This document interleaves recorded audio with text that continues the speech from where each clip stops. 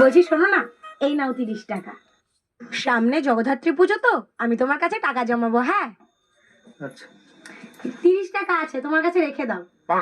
আচ্ছা ঠিক আছে। 30 টাকা আছে কিন্তু। আরে হ্যাঁ 30 টাকা। এই শোনো না, এ নাও 1000 টাকা। আজকে কিন্তু আমি তোমার 1000 টাকা দিলাম, মনে রেখো কিন্তু। ঠিক করে রেখে দাও তাহলে তোমার কাছে।